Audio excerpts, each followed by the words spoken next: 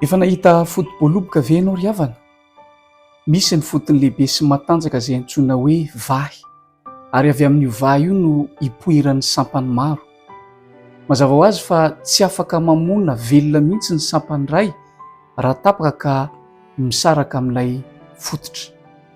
Ny ranonaina sy ny hery rehetra ilainy hamokarana voa dia tsy maintsy avy amin'io fototra io. Io sary mazava sy tsotra io no nampiasain'i Jesoa mba hampianarana antsika ny fifandraisantsika aminy. Hoy izy hoe izao ny voaloboka ianareo ny sampany, izay miray amiko ary izaho aminy dia mamobe izy, fa raha misaraka amiko kosa ianareo dia tsy mahay manao na inona na inona. Ny hevitra tiana ambara eto ry havana dia izao: ny fiankinan-doha tanteraka tsy afaka mamokatra toetra tsara toy ny fitiavana, ny fifaliana, ny fiadanana amin'ny herin'ny tenantsika isika.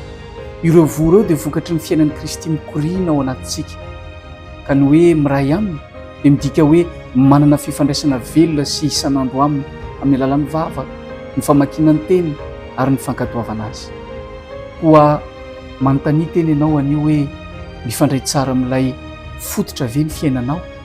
Aza miezaka mamoha amin'ny herin'ny tenanao fa miraisa amin'i Jesoa dia ho feno voa tsara ho an'Andriamanitra ny fiainanao. Tahiny Jesoa ianao ry havana.